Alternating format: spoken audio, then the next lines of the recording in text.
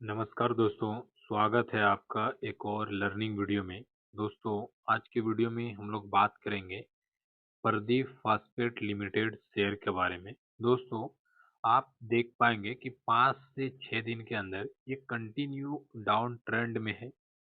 क्यों है, क्या न्यूज़ है, क्या अपडेट है, वो सब चीज़ हम लोग एक-एक करके जानेंगे और आखिर मार्केट में चल क्या रहा है जिसके वजह से ये कंटिन्यू डाउन ट्रेंड में है। दोस्तों, आपको मैं बता देता हूँ कि आज के दिन ही जो क्लोजिंग हुआ है, देख पाएँगे कि ₹169 के आसपास ये क्लोजिंग हुआ है और जो न्यूज़ है वो सबसे इम्पोर्टेंट है।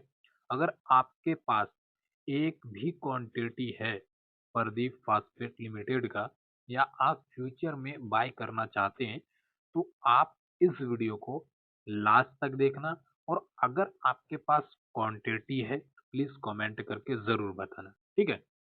तो चलिए, सबसे पहला जो है, ये रिज़ल्ट जो आया है क्वार्टर 1 का, लगभग 256 करोड़ का जो है इसमें अ, प्रॉफ़िट हुआ है, जो कि पिछले साल के इसी समय के तुलना में अगर देखा जाए तो डबल है। पिछले साल कितना हुआ था?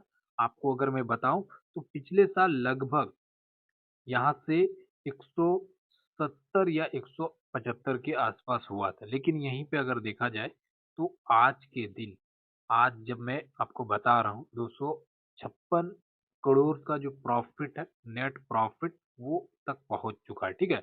जो रिज़ल्ट आया है। उसके बाद भी मार्केट कंटिन्यू गिर रहा है, क्या रीज़न है? वो भी मैं आपको बताऊँगा। उसके साथ में दोस्तों, जो दूसरा पॉइंट है वो ये है कि कंपनी जो है रेवेन्यू जो है बढ़ते जा रहा है कंपनी का, लेकिन उसके साथ में भी कंटिन्यू मार्केट नीचे आ रहा है। रीज़न क्या है? ठीक है? तो देखिए दोस्तों, सबसे पहले हम लोग एक चीज़ मैं आपको बताता हूँ, जो कंपनी है प्रदीप फास्फेट लिमिटेड का, ये असल में फर्टिलाइज़र कंपनी है। ये कंपनी जो है जो खाद्य पदार्थ रहते हैं, जो किसानों के लिए खेत में देने के लिए जो खाद रहते हैं, वो खाद को ये बनाते हैं।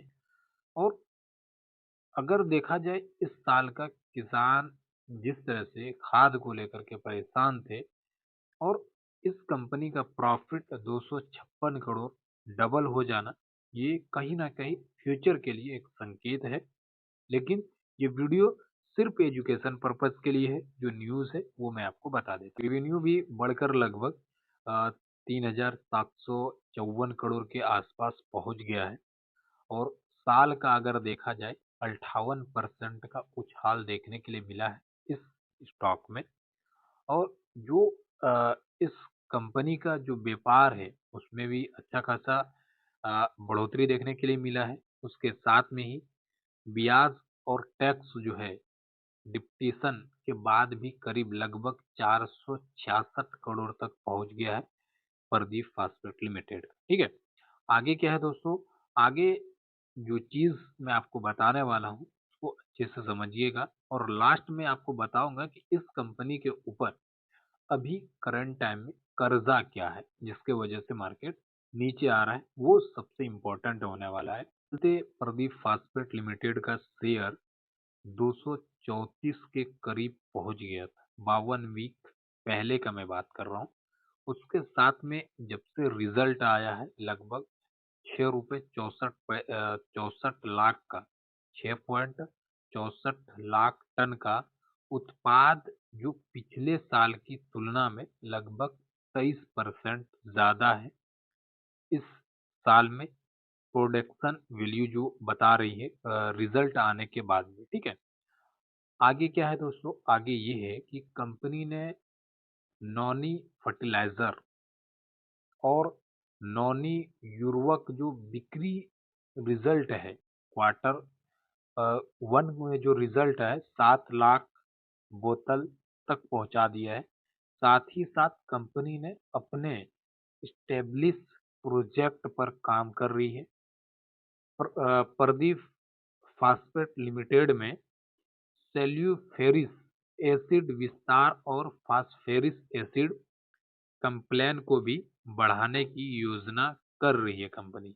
लेकिन दोस्तों, अभी जो 2-3 ब्रोकर है जिसका मैं आपको नाम भी बता देता हूँ, जेएम फाइनेंस ने इस स्टॉक को ओवर वैल्यूड बताकर सेल रेटिंग दी है, क्योंकि उन्हें लगता है कि इस स्तर पर वृद्धि की सेटलमेंटली चुनौतीपूर्ण हो सकती है, यानी ज्यादा उम्मीदों के बीच एक संतुलित नजरिया रखना बेहतर होगा। पार्ट प्रॉफिट रिजल्ट मैनेजमेंट और लॉन्ग टर्म स्रोत के साथ ले सकते हैं, लेकिन ये जो वीडियो है सिर्फ एजुकेशन पर्पज के लिए है। ये वीडियो कोई भी बाय सेल रिकमेंडेशन नहीं है। जो मैंने बताया था, आप आगे आपको मैं बताऊंगा कि इस कंपनी के ऊपर क्या लोन है, किस वजह से ये गिर रही है। तो गिरने का रीजन यही है कि अभी ये ओवर वैल्यूड है, जिससे यहाँ से जो बड़े प्लेयर्स है वो प्रॉफिट बुक कर रहे हैं, जिसके कारण ये अभी जो क्लोजिंग दिया है, जो मैंने बताया था कि 52 वीक पहले 234 रुपए के आसपास ये ट्रेड कर रहा था, और आज के दिन लगभग ये क्लोजिंग जो हुआ है लगभग 158 रुपए के पास हुआ है। उसके साथ में ही अगर देखा जाए तो ओपनिंग का लगभग 160 रुपए के आसपास ओपनिंग हुआ था, और प्रीवियस क्लोजिंग आज से एक दिन पहले का जो क्लोजिंग है वो भी लगभग 159 रुपए के आसपास में क्लोजिंग हुआ था। और लोअर सर्किट जो है 127 रुपए का लोअर सर्किट है, और अपर सर्किट लगभग यहाँ पे आपका देखा जाए तो बता देता हूँ 138 या 139 रुपए के आसपास में अपर सर्किट है, ठीक है। उसके साथ में ही अगर मार्केट कैप का मैं बात करूँ तो मार्केट कैप लगभग 13,800 करोड़ का है। उसके साथ में ही पी रेशियो 2 रुपए 0.2%, मतलब 2 रुपए एक अच्छा पी रेशियो माना जाता है, पीबी रेशियो। और अगर यहाँ पे पीई रेशियो इसका देखा जाए तो 26 रुपए 94 पैसा है पीई रेशियो। बुक वैल्यू भी 78 रुपए के आसपास है, ये भी एक अच्छा खासा है, लेकिन थोड़ा सा पीई रेशियो ज़्यादा है। लेकिन जो मैंने सबसे पहले बताया था कि इस कंपनी के ऊपर आखिर लोन क्या है, कितना लोन है, वो देखिए दोस्तों, यहाँ पे 0.87, मतलब इस कंपनी के ऊपर कोई भी लोन नहीं है, जिससे कि ये कंपनी आने वाले समय में एक अच्छा ग्रोथ देखने के लिए मिल सकता है। और यहीं पे अगर मैं बात करूं कि इस कंपनी के होल्डर प्रमोटर का अगर मैं बात करूं तो इस कंपनी में 57% का प्रमोटर का शेयर है।